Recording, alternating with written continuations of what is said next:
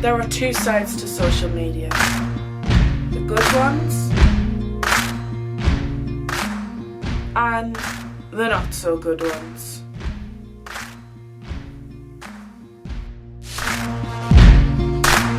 Through meeting young people, how has the digital age affected them? I see a lot of boys and girls on their phones which has taken over their lives on social media. This is where all the arguments and fights can start. For instance, on Facebook they could see a post that's been put on about a certain person that's been on the Facebook. Then one thing leads to another. Chinese Whispers, for instance, starts off, and at the end of it they start having an argument, and then it starts that other people get involved who shouldn't be involved in the situation does get involved, and then it escalates from there, and it doesn't work out that good. In some cases it could end up in hospital. And how many youths do you reckon are impacted by phones? A good 95%.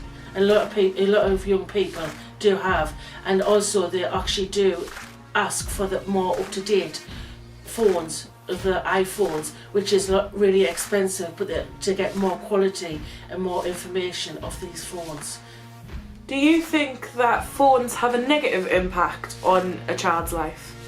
Yes, because they see too many nasty and horrible situations on phones, and then they could turn into that nasty person. So are you saying that phones and social media can influence a young person into their later life? Yes, and that young person might turn into a man or a woman in later life and cause criminal offence, get prosecuted by the law, and maybe even end up in prison, which is not a good route to go down. So that is why you should, when Snapchat and Facebook say an age limit on these devices, that they should stick to that, because if you're under a certain age, I believe that Facebook is 13-year-old, and some children as ages 7 or 8 can be on the Facebook because they put false identification on, which is wrong. In light of the recent TikTok scandal, how many young people have you seen on TikTok below the age? Far too many. Far too many people are on TikTok at present below the age, which causes a lot of problems in further life. And maybe it looks like fun doing all these TikTok dancing, but deep down, that might be the fun side, but deep down there is actual a serious side of things. For the children who are so young at present, who's just been born, social media is going to be very scary in the future. So you're saying that social media basically changes the lives of multiple young people you've seen? All age groups, all ages, all boys and girls of all age groups, definitely. I got my first phone when I was in year 7. I got his reward of finishing the Quran. 122 on that. Am I the only one who doesn't like that? See, if you think about things like that too much, it can really get to your head. Sometimes at night, just to take pictures, I do my makeup, just for a picture. I think girls take it a bit more deeper than boys. I have the most followers out of my friends, apart from Lola. But Lola looks like a model. It's like this pressure to look like Gigi Hadid. And it's hard because, I don't. Have you ever felt like you couldn't go a day without checking your phone? Chances are that the world seems to have shrunk into a 6-inch screen for most young people. It's not just a passing fad or a temporary trend. Technology has become an integral part of our daily lives, and for many young people, they can't imagine living without it. In today's society, social media has become a staple in the lives of young people. It's not just a platform for communication, but also a source of entertainment and validation. However, with the rise of social media comes the rise of addiction. Many young people find themselves checking their phone every few minutes, scrolling aimlessly through their feeds and comparing their lives to others. According to a recent study, young people spend an average of 7 hours a day on their phones. Imagine what you could do with 7 extra hours. Twitter, I post everything on that, yeah. Your phone is like heroin right now. The fix. I got 19 likes on that. Facebook, sometimes scroll through the feed when you're on the loo. 82 on that.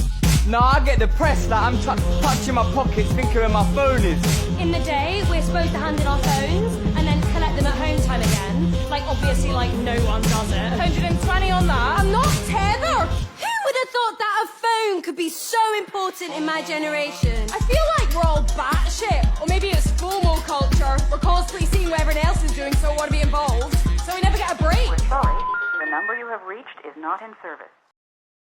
Phones are no longer just communication devices. They're a part of our lives. We check them when we wake up, before we go to bed.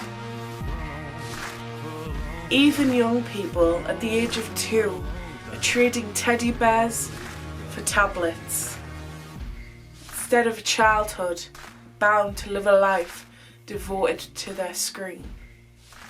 What kind of message is that sending? That people can't be creative and think outside the box? Think outside a 6-inch screen? But with all the benefits that come with smartphones, there's also a downside. Being constantly connected can lead to addiction, anxiety, and a fear of isolation.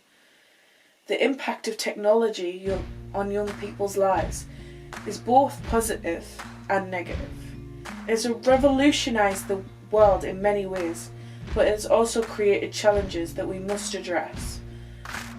Social media has affected the lives of so many young people and people across the globe.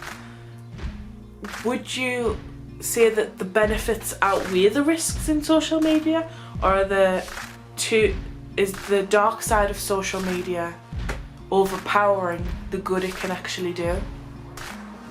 I find that social media is good in certain areas, but there's also a lot more, I would say a lot more bad than it's good. For instance, if your family lived abroad, then you can contact them and speak to them like on Skype or on Instagram and stuff like that, where you can still contact your family.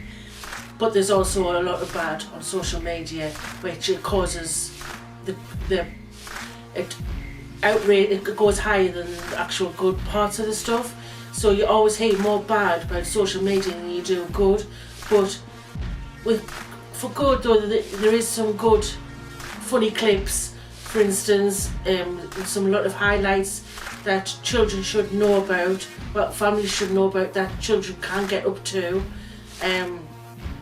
But there is some good points, there's some funny parts, but I would say a good 80% is a lot of negative into the situation with everything.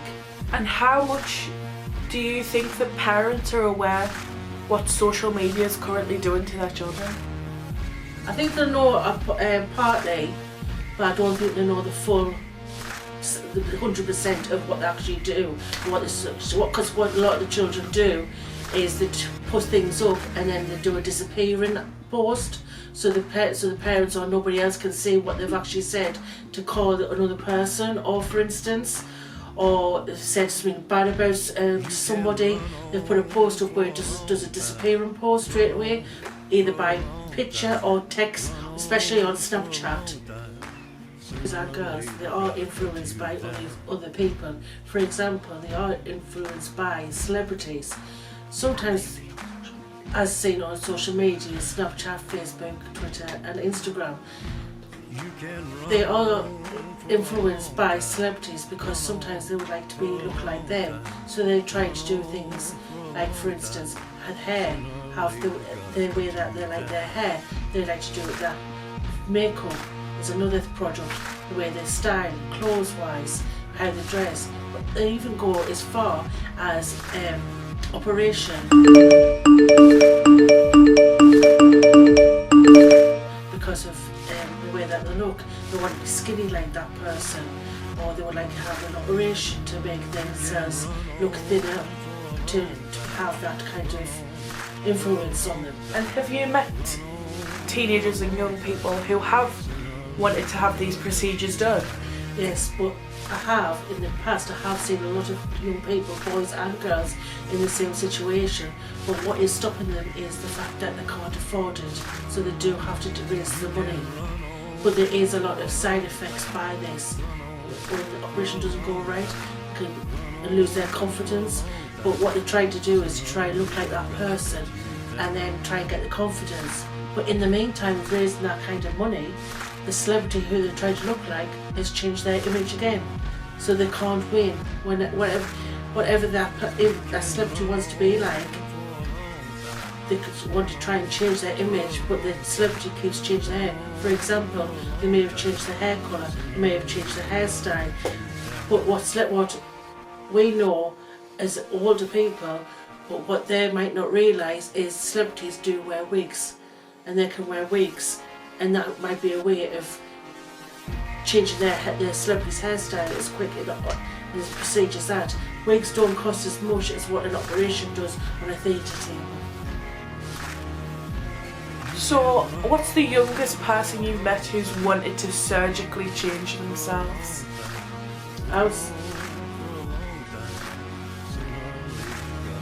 So what will the future hold? Will technology change our lives for the better or for the worse? The answer is, I don't know. What I do know is though, we should use technology to enhance our lives, not control it.